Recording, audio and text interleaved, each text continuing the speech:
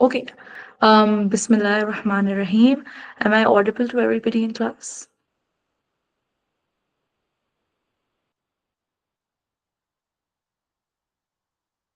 Okay. So first thing first, the way in which we'll be conducting these classes is that firstly, we will study the hadith together, and you will find out how we're going to do that. So we're going to look at the hadith, we're going to look at the big words in the hadith through the dictionary, and I'll guide you how to do that. And then the third thing is we're going to kind of dive deep into the hadith and what it teaches us about the kind of mindset we should have, and we'll end it with some open questions. Then we'll do the next hadith, and we'll do four hadiths: one day, two, three, and day four.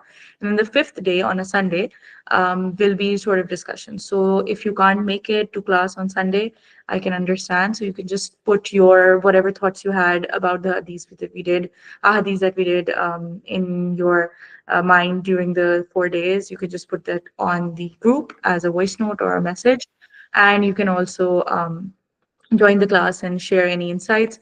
We'll just kind of try to create a in those Sunday classes, we'll try to create a big map through which we can just point different learnings from the hadiths that we study into one like document or one picture, so that you can just save that at the end of the course and you can just review it whenever and sort of remind yourself that this is the kind of mindset you should be having, because some hadiths will overlap in their themes. And inshallah, once we're done with the set of ahadith that I have, we're also going to look at the Quran. In the like when we're doing the hadith, we might be looking at Quranic ayahs as well. But if there is any theme about mindset that's left, then we will take that up from the Quran if it's not, it hasn't come in front of me in the collection of ahadith that I've done for the course.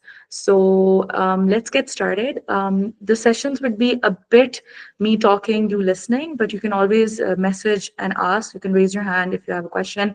And inshallah, the WhatsApp group is going to be the primary place where we'll be having discussions and also the Sunday classes. Okay, then let's inshallah start. Let me share my screen. Mhm.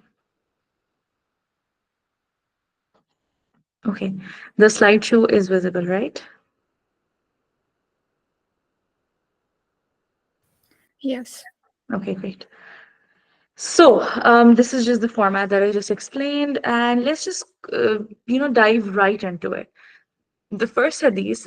So there might be some hadiths here that you might have already heard of, but I think it's important to sort of look at them again and try to gauge what we can learn about the way we should be thinking and the way we should be looking at life through them. So, Bismillah ar-Rahman ar-Rahim. Man yuridil Allahu bihi khayran yufaqihu fi dini. Fiddin, yeah. So basically, the hadith, the main idea, the translation is right here. For whomever Allah intends good, He grants him deep understanding of religion. So, irada, we've heard in Urdu, right? So, irada is coming from the same word. Yurid is coming from that word. So, this is a desire, a want, right? We use the word irada for that kind of thing, right? I have done this irada for this XYZ thing. So if Allah subhanahu wa ta'ala has done an irada for someone, bihi khayran, khair, we know it's good. So if Allah has intended good for someone, right, then what does Allah do? So Allah basically grants that person a deep understanding of religion. Okay. So first, let's look at the wordings that are used. Okay. First thing, we are given the word of irada. So Allah is doing an intention. That's something that He's intending. And what is He intending? Khair. Okay, khair, actually the word encompasses all types of good. So if Allah is intending good for someone, what does He do? So the word faqaha. So let's have a look at the dictionary now. I'll try to see how I can. Yeah, yeah, great. So this is called the Lane's Lexicon. You can just write that down on Google. You'll write Lane's Lexicon, this name. And what will happen is you'll get this web page. Okay. Now, this is a bit like really not that hard to understand. Um, but I'll just try to guide you. So there's this concept of root words in Arabic, and the words that we just saw, we saw yufaqihu, right? So in this, the root words are basically faqaha, okay? And if you know the root words, you can actually find the direct exact meaning of that word. Sure, I don't have the reference written in front of me, but inshallah, in the next class, I'll update that. You can always like Google the, inshallah, I'll put it in. I'll put it in. These ahadis are from the book Zad al-Talibin, just by the way.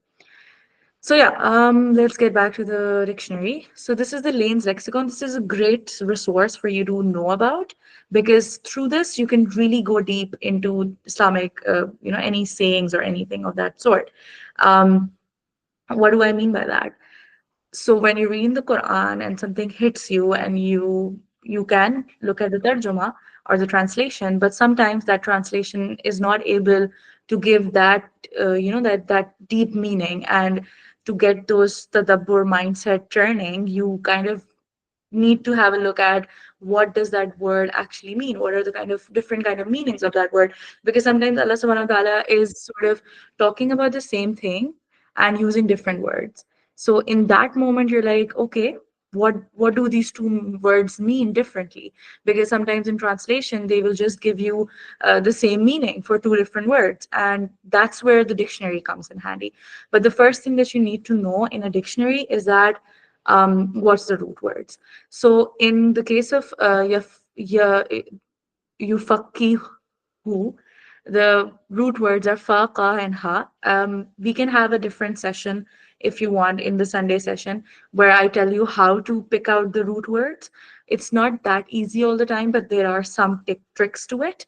But let's get to this word. So first of all, in the over here you can see the alphabets. So we go for fa. And then we know fa, after fa, we have qaf. So that's the second root letter. So we're just going to go down and find that qaf. We have the qaf here. And then you have the ha, okay? So it's not the ha, it's the ha. The do chashmi we call in Urdu. Yeah, right here. Near faqama, it's faqaha, right? So if you open that, you get the word, um, right? Yafqahu is right here. You don't need to worry about these other things. Just understand that they've given the meaning. Basically, what this means is basically to possess understanding, knowledge, intelligence, or especially knowledge of the law. So this is the kind of word that is used for knowledge of law, or it's used for the knowledge or deep understanding of something or intelligence. Okay, so that's what the word signifies. Then the second word that I want us to look at is deen, because this is a word that usually people are like, okay, what is the difference between deen and what is the difference between religion and what is Islam? Islam is Islam a deen, or like all of these questions always pop up. So let's just have a little look at what deen means. It's right in the end, da ya na. Okay, it's actually coming from the root letters da, dal, alif, and noon, and then you have deen from that. And Dana is one of the ways you pronounce the root letters. And it's just interestingly what the meaning is. It is obedience, okay, or yeah, sort of submission, obeying. Is that's the kind of meaning that Deen has. But when you talk about a Deen or as Islam, then you basically talk about um, you know obedience in all things, okay, obedience in all matters, to be a proper servant of God, whoever is like to completely obey in all aspects. Now let's take these two bits of knowledge and come back to the hadith that we were looking at.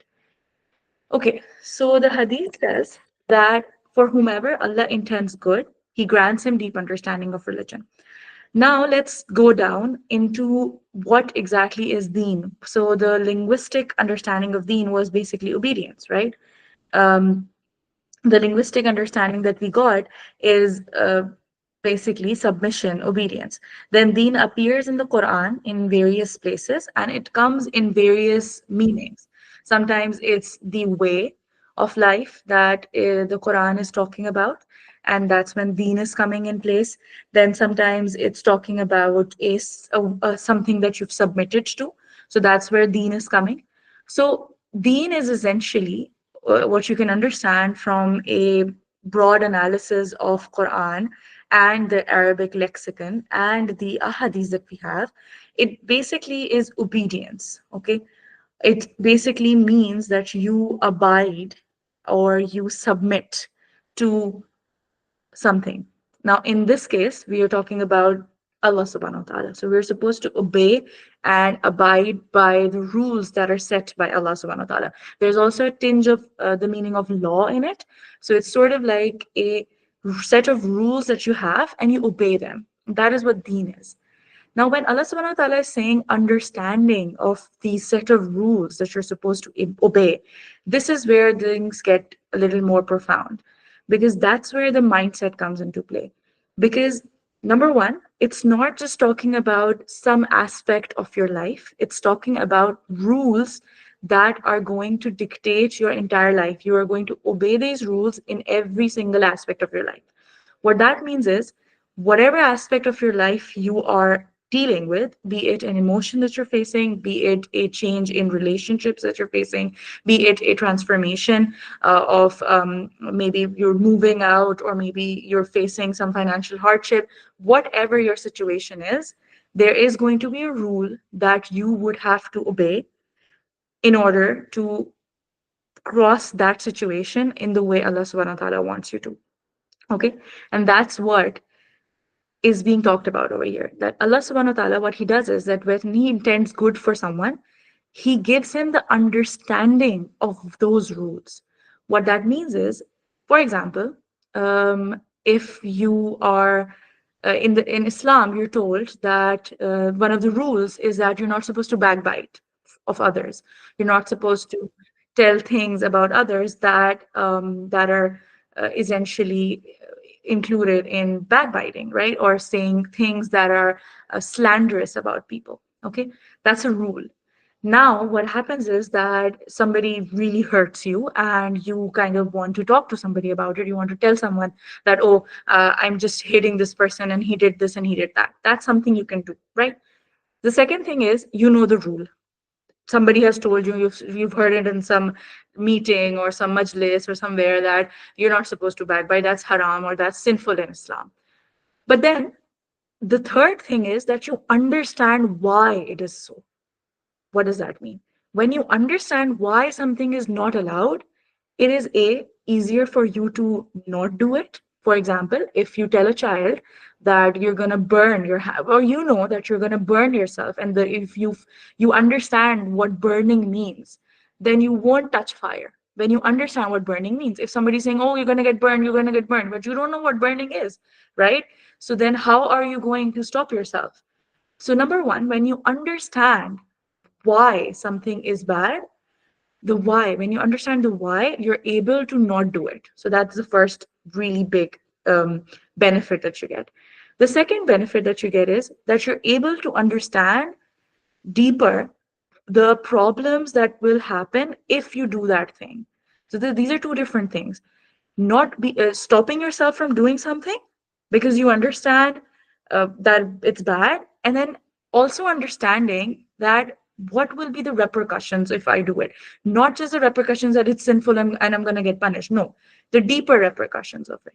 That's what's being talked about. That if Allah intends good for someone, He actually enables that person to understand the rules that Islam has sort of imposed upon us, and we're expected to obey them.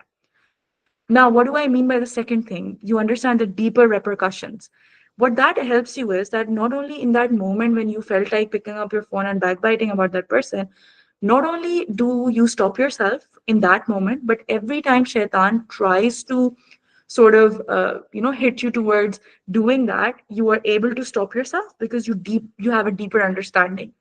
And then you kind of get a principle. You get a perspective.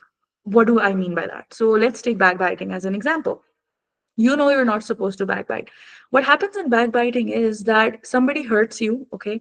You pick up your call. Just there's numerous problems, and that's what I would like you guys to think about. So this is a rule that you're not supposed to backbite about people, even if they've hurt you. You're not supposed to backbite. In fact, in the hadith, it comes that the Sahaba were sitting together, and the Prophet was with them, sallallahu alaihi wasallam. And what happens is that this conversation happens. I don't know exactly the exact conversation that happened, but I remember the mafhum of it, that the Prophet was talking about the severe punishment of backbiting and ghibat, which is used, the word that is used. So the Sahaba said, so he said that you're not supposed to even tell people about things that are true about another person, that are like negative things, and you don't need to tell them unnecessarily. You're not supposed to tell bad things about people to other people. You're not allowed to do that.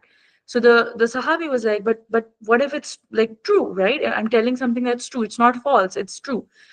So then the Prophet replies that yes, because if it's false, then that's buhtan, and that's even like a bigger problem, right? So the point is that even if it's true, you're not allowed to say that. If it's negative, you're not allowed to say negative things about other people, even if it's true, unless obviously there are some exceptions.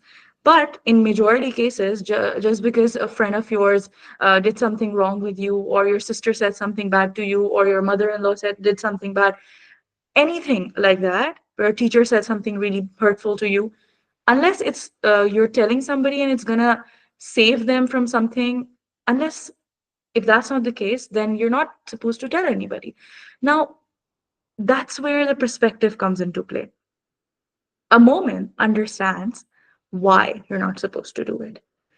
The one point that comes into my head is that when you talk ill about others, it just opens doors of problems. Number one, for example, that same person, after some days, he does something good to you. What will happen now? Now you're going to feel guilty because you told somebody else something bad about them. And if that bad thing goes back to that person, obviously the relationship will get strained. Then the person who you said the bad thing to about this person, that person is also going to dislike that other person. So it's just going to create a very embarrassing situation for you. It's going to create problems in the future. You're always going to be looking back at that, oh, somebody's going to tell them what I said about them to them. You're always going to feel this weird thing, and this confrontation is always going to come into your mind of what if these two people meet and they tell them that I told them about this. And then if they ask me that what did you say, why did you say it, how will I respond, this unnecessary tension and this stress and this problem just keeps on building into your head. That kind of thing happens, one of the things that might happen. Now, if a person understands why Allah subhanahu wa ta'ala has stopped us from doing backbiting, because that's exactly what Allah does. He gives you understanding of rules that He has set if He intends good for you. Because then what happens is not only do you obey those rules, but you're also able to get insights from them. So, what insight could you get from this one? Something you can get is that, okay, yeah, let me ask you guys, what insight do you get from this particular act that you learn that if I say ill about another person, that is eventually going to hurt me? Because either I will get guilty if they do something good, or I will always be anxious if my words come out and somebody else finds out about them, and etc. etc. So this myriad of problems that you might face because you said something bad about someone to another person. What do you learn from that? You stop yourself from it, but what do you learn from it? What kind of mindset do you develop by this knowledge? Anybody has any insights?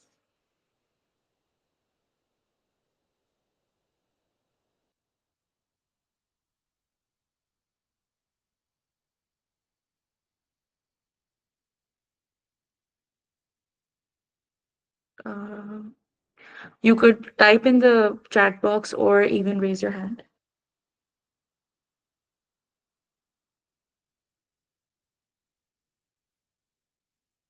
Yeah. So that's a great point, that lack of understanding of an Islamic ruling, but still being willing to follow that ruling, is an act of understanding of the deen itself.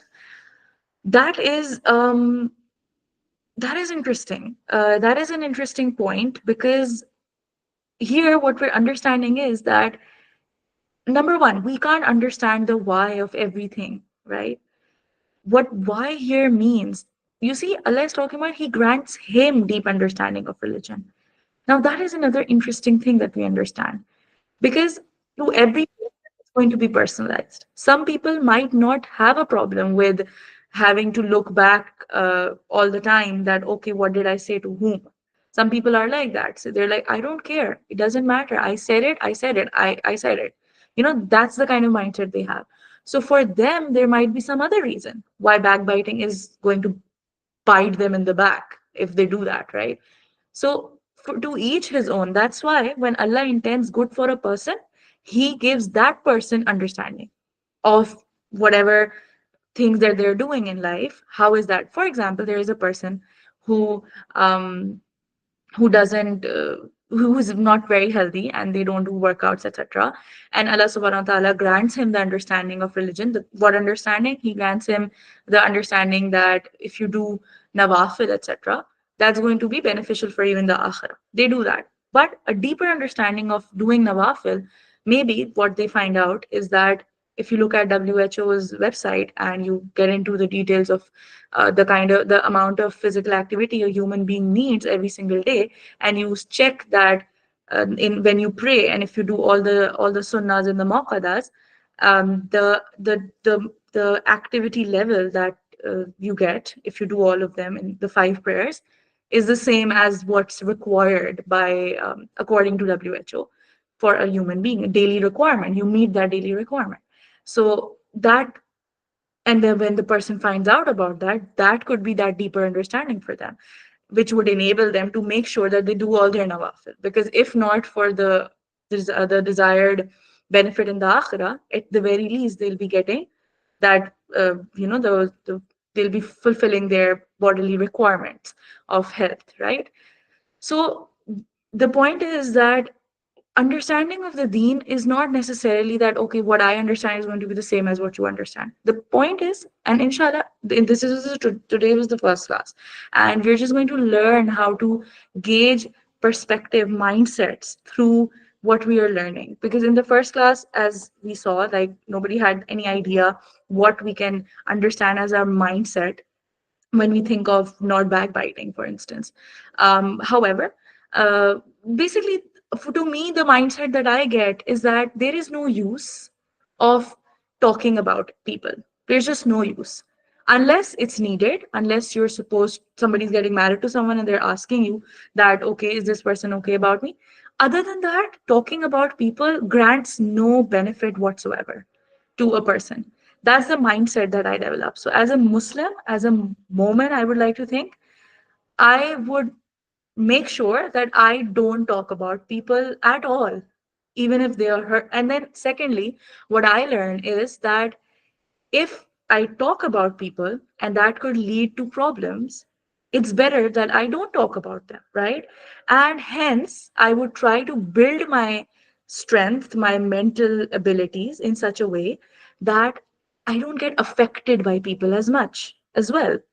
So people wouldn't be affecting me if somebody has said something ill to me. Now, now in because we're about to end the class, what I'd want you to do is that I would want you to think of how what you do to fix this problem of yours. Like, for instance, backbiting. What is the trigger? If somebody says hurtful things to you, is that the trigger? That's why you pick up your call or you'd want to talk to somebody about it. If that's the case, then try to think how you can reduce those triggers. If somebody's saying X to you, maybe think to yourself that, is it true? Just because they're saying, does that make it true? It doesn't. Does Allah know what my real intention was? Yes, He does. So then it would just boil the entire anger down. Because another thing that you find is that when you get angry, when you're hurt, you get angry and you take impulsive decisions, and then those decisions come to bite you. So, as a mindset thing, what I learned from this is that A, Don't let people hurt you. If they are hurting you, find out why are these things hurting me. If somebody is saying something to me that's making me feel lesser, do I have this problem? Why do I want to feel as if, better than others? If somebody is saying that, oh, you don't know about this, let me tell you how to do it, why is that bothering me so much? Why am I feeling the need to pick up my phone and tell somebody about it? Or why am I feeling the need to say something bad about that person to another fellow of mine? Why? Try to go deeper into what's triggering you to do that act. Because Allah subhanahu wa ta'ala has granted you the ability to understand the rules of His. So you know that you're not supposed to do it because it's not going to yield any benefit to you. And then you can also backtrack. You can think that why am I getting triggered? Why are these things pushing me to do an act that Allah has told me not to do? And then you'll get more knowledge about yourself. And alhamdulillah, for instance, if I'm talking about myself, for example, and somebody tells me, oh, you don't know about this, let me tell you. Now, for example, I'm like, oh, it's been 5 years since I've been doing alimiya studies, and I know much more about Arabic and about Islam and about this and that, about this XYZ, about then this person, and he's going to tell me these kind of things might come into my head, and I'm like sitting there and thinking of all the ahadis that I have memorized so that I can throw it on their face that, oh no, the Prophet said like this and this. No, in that moment, and then that moment ends, and then I come back and I'm like telling somebody who is also my husband, for instance, he's a mufti, so I can be like talking to him that, oh, you know about that hadith and that hadith and that Quranic ayah, and this person was saying that, and they don't know anything, and these people start talking ill about that person. Now, first, I know Allah subhanahu wa ta'ala has told me not to do it. So then I would stop myself. But the benefit, the mindset, the correct mindset is to be able to pick up what you're doing wrong, why you're doing it.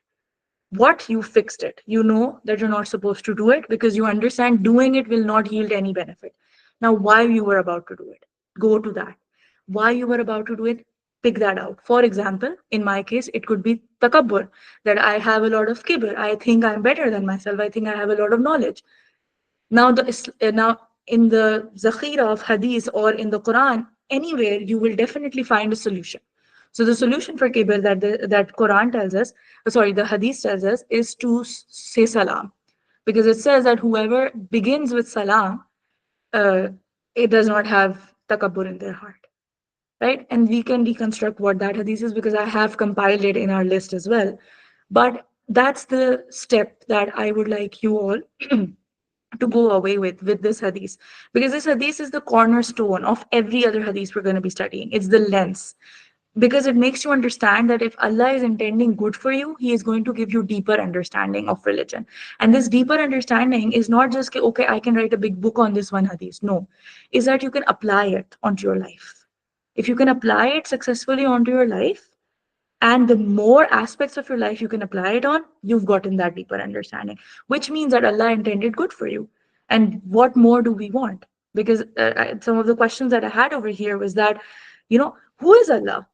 Allah is, the God of the universe. He has power over everything.